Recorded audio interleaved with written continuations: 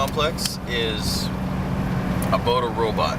His name is Monami.7153. He lives in a place called aerospace, which is controlled by the human race. Monami's function is to enter into this massive database, this massive data complex called Cinema, and he defrags the whole system of aerospace.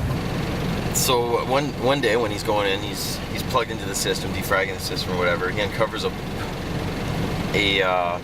plan to destroy aerospace. His brothers, his robotic, his cyborg brothers, they're all taking over the human race. It's a plot to free themselves from the yoke of slavery to the humans. So he enters back into Cinema and reverses this plot and betrays his own brothers in order to,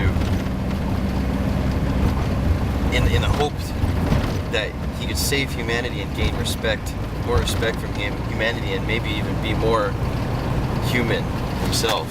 But in the end of the song, if you notice, the song ends the same way as it begins. How he states who he is, and nothing's changed. In the end, he's still the same thing to the humans. He's still just a tool, just a function in their society. But I think to the listeners, he might even be more human than the humans are themselves.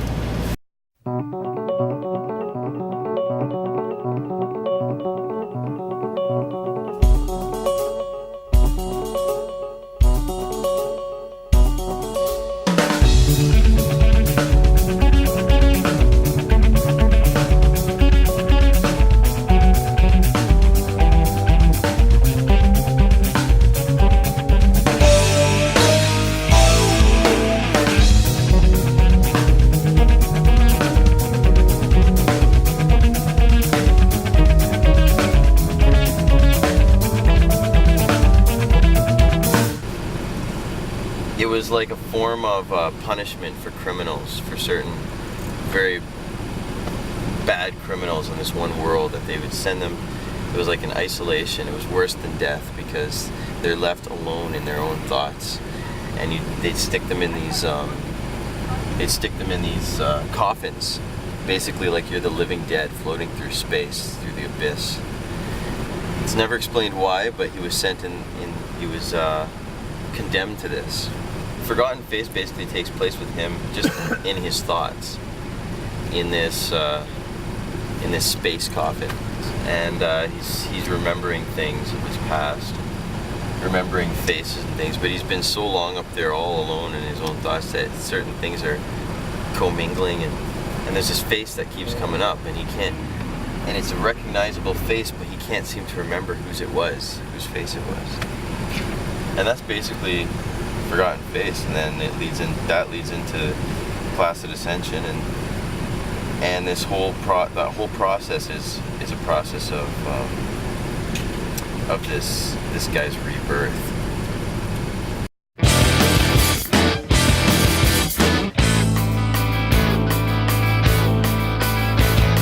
Yes, this is the campaign, slithered in trails in the cargo bay.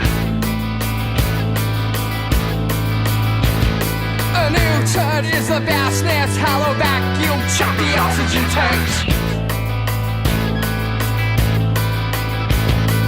They hibernate, but how they kiss the ground, pucker up and kiss the asphalt now. Tease this, amputations, winter glare, wing shit has access now. Harbinger is about a planet. People have become like lazy. They've become, what's the word, like complacent. Yeah. One day this messenger comes from another world. He's crash lands on the planet, and he's all frantic and everything, trying to warn them about this horrible thing that's coming, and nobody listens to him. So he goes to the leaders of this world, and there's three major leaders of this world. One leader, his name is Hubris, and he's full of pride and everything, and he doesn't think that anything can beat them or anything can destroy them, because you know he's just so proud. And then there's Frivol. And Frivol, he's just this big fat guy who just sits and he sleeps most of the time on his throne, like drool coming out of his mouth and a big goblet of wine in one hand. And he doesn't care. He's just like, whatever, I'm just gonna drink my wine. And then you got Pluto. And Pluto, he just takes a gamble with everything. He doesn't care. He just takes a gamble, you know.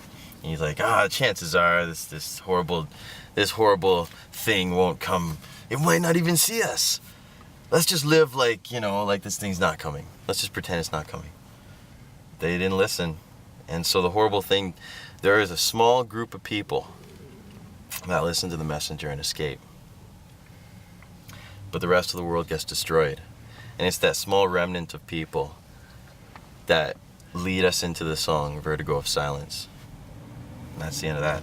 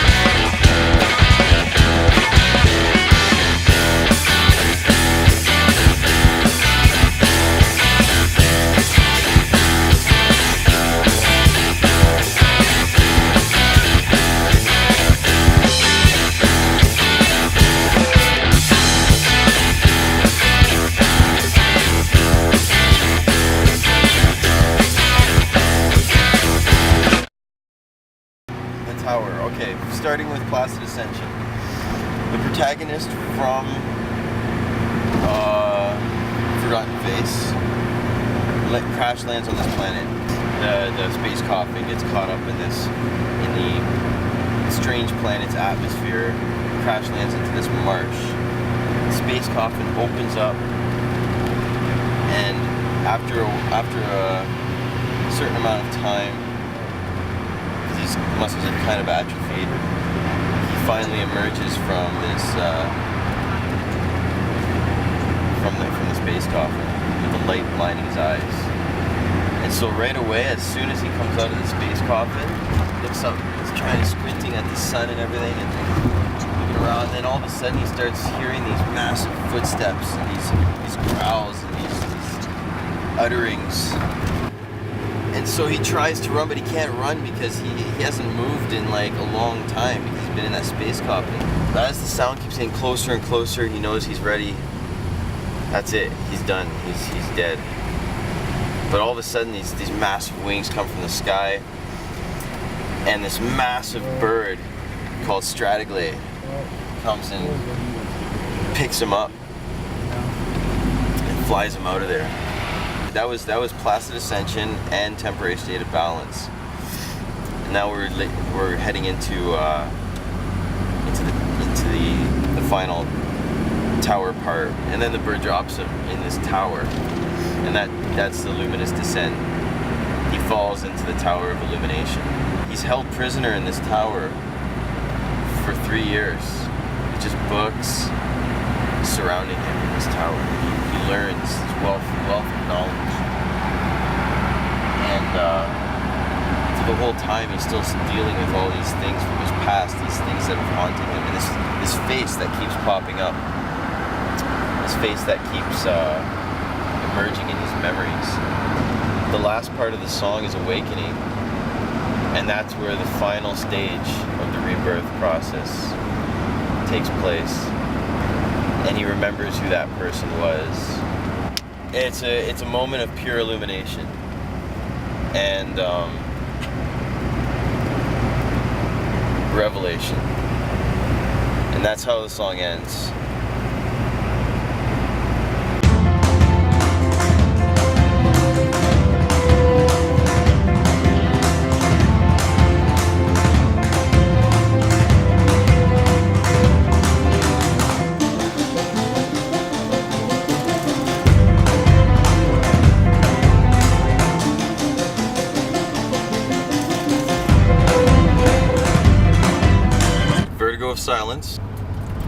an astronomer. His name is Freythor, who he's with the race of people from the story of the Harbinger, and they escape, but the monstrosity follows them after it devours the planet.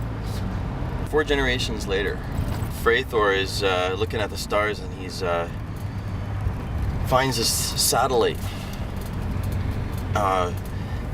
in his massive telescope. He zooms in on this satellite, and he finds that it has the secret for them to overcome this monstrosity, destroy this monstrosity before it destroys them. He gets a crew together, a crew of scientists and astronomers and wise men, and they go and they retrieve this device. It's all in pieces and stuff. So they start putting it back together and repairing it, and they end up calling it the Megamind. The song is a journal of the scientist, an unnamed scientist that is working for Freythor, the astronomer. He basically documents how they put it together. Hubris, and you remember Hubris from the first song, the Harbinger, a descendant of Hubris the Younger. He dismantles their project. He sneaks in and dismantles it and sabotages. They lost all this data, and they don't have enough time because the monstrosity is coming. You know, it comes every generation or whatever, and they have to run. They don't have enough time to rebuild the Megamind. So there was this other thing that they built, which was this thing called the subtronic relayer, and the subtronic relayer turned out to be a devastation, a disaster. They're so desperate right now that they're willing to retrieve the subtronic relayer, which they buried in the core of this planet. And so what they do is they retrieve this because it's their only hope in combining the subtronic relayer with the Megamind. That's their only hope in actually getting this thing working again, and possibly to be able to destroy the monstrosity. They go down into the core and they retrieve it, and that's the end of the song. But then it leads into reactivation. I'll tell you about that another time.